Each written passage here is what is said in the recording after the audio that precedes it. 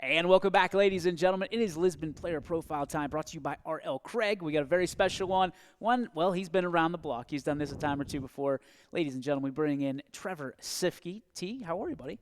Pretty good. How are you? I'm doing well. So, senior year, you've done some special things this year, naturally, with the help of your teammates and coaches and this community. Talk to me about how special this year has been for you as you look to turn the page on your Lisbon football career.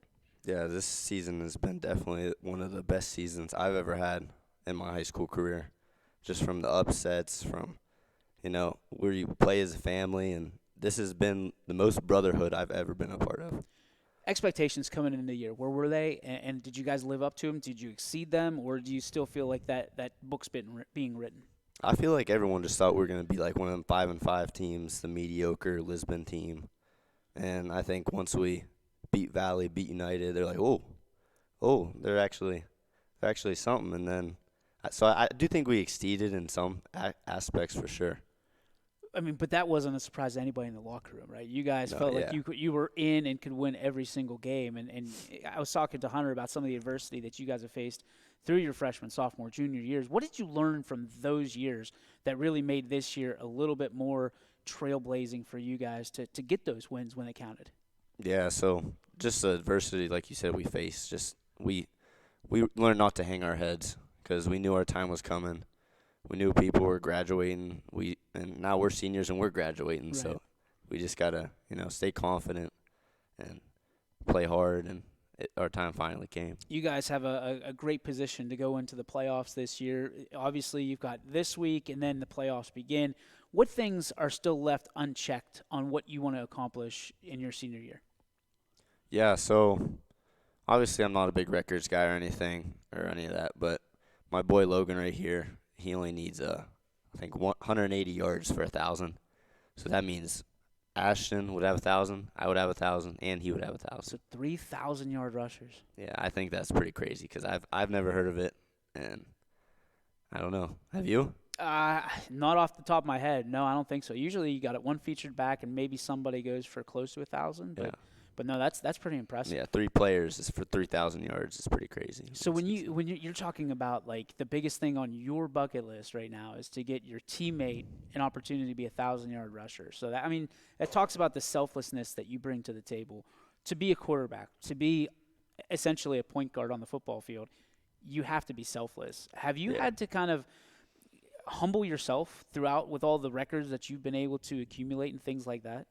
Yeah, I mean, just over the times, just seeing and watching all my friends and everything, because they act the same way towards me. Yeah. So it's really just like family, like we're brothers. So you are quintessential the field general out there. I mean, you are another coach on the field. You've got a great not just QB awareness, but you also have great football IQ. When you look at the things that you've learned along the way, how have you kind of gone above and beyond and learned even when you weren't necessarily in the film room or on the field? How have you kind of made yourself available and continued to be a student of the game? Yeah, so I mean, like, it does make a huge difference. Like, freshman year, that's when really your eyes open. You're like, holy crap, like you're playing against 18-year-olds. Mm-hmm. Sophomore year, you start easing up to it. You're like, all right, this is getting better. Junior year, you're there. And then once senior year comes, you're reading your progressions. You know who to throw it to. You know who's running where, when to throw it. It slows down so much better once you get older. Now, you've been a multi-sport athlete for as long as I've known you. Where do you see yourself going? Do you want to play at the next level? Is it something you want to do? Can you play? Can you play multiple sports? What's the plan for you? Yeah. Honestly, I'm still up in there with that. Okay. I'm a big basketball guy. I do. And I do love football a lot too, but I'm not sure yet. So if you had to pick between playing basketball at the next level, playing football, is there one that's weighing a little bit heavier than the other? I think it would have to be basketball. Okay. To be honest with you. What is it about basketball that kind of draws your interest to it? I mean, I've been dribbling a basketball ever since I was like 5 years old. Yeah. I mean, it's literally crazy. Me and my dad's coached me in elementary and junior high and all that stuff. Mm-hmm. He's always been on me, and I've played AAU for 4 years, so yeah, it's just It's just crazy. But I do love football. I know we know you love football. All yeah. right, so from your standpoint, you're going to get a paper that says you met all the requirements of David Anderson High School. What essentially do you want to do with that? Do you want to go to school? Do you want to go into trade? What do you want to do? So I'm thinking about being in IT, Okay. information technology, going to that. There's a lot of opportunities there, a lot of money. You got to be smart for it. Yes, You got to work hard, but I'm willing to do that and everything. So I think I'm going to go if I don't play in the next level, I think I'm going to go to YSU. Okay. Get that degree and then we'll see where it goes from there. That's good. I mean, IT and just technology in general, you're never going to lose with that. The internet is still undefeated. So, and I hope that you guys are too. So let's talk about from a standpoint of when we go to playoffs here next week, what expectations do you have personally for yourself? I mean, we've seen Lisbon teams, the last state champion that came out of Columbiana County, you guys, in 1995. So when you look at the expectation for this team, all you need is a chip in the chair. So I think you're still going to have a lot of people that are looking over you, and you can play under the radar a little bit. But what expectations would you have for yourself going into the playoffs? Well, Coach just broke the news to us in there that he said we haven't won a playoff game in, like, I think 20 years or something like that, which I've never known. I don't think anyone known that, and we were like, wow, like that's crazy. It doesn't help you guys. I feel like you travel like 3 hours every time you have to play a game. Yeah, so. we do. So I think that's definitely going to put a chip on our shoulder. I think that especially losing the Southern and everything, we're gonna come out harder than ever and see how it goes. All right, let's talk about your role models, man. I know a couple of them. Let's speak about them first. Mom, Dad. I mean, what do they mean to you? Everything. I mean, it's crazy. Like, everyone was always like, why's your dad always yelling at you? Why's your dad always picking on you, screaming in your face, pointing at you? Whenever I was younger and everything like that.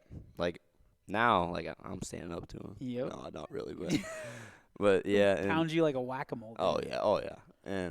But no, looking back at it, he really did change my life because he changed my view of how I view everything and made me work harder, made me more determined, everything. And I mean, if he didn't do that, then I don't know if I would be the player I am today.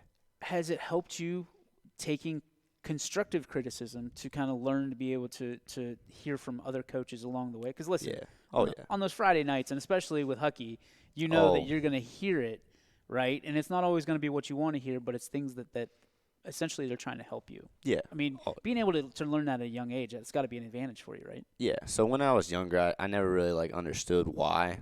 Then the older I got, the next year, I'm like, okay. Next year after that, I'm like, all right, I really do need to listen. I really do need to do this. I really need to do that. And then the older I got, I was like, all right, like, really, this is what I need. This is the player, like, they're making me become.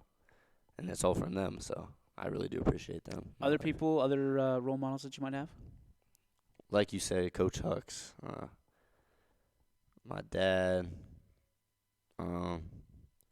my grandpas were really big role models for me in my life because, whenever I was like, who am I really playing for? Obviously, you play for yourself. Sure. But you always think about, like, things, and you're like, I'm going to play for them because you don't know how many games they're going to be watching you. Right.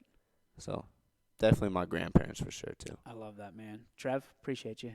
Appreciate you, too. Trevor Siefke. Ladies and gentlemen, we will take a break. Back with more here on the Lisbon Player Profile, brought to you by R.L. Craig.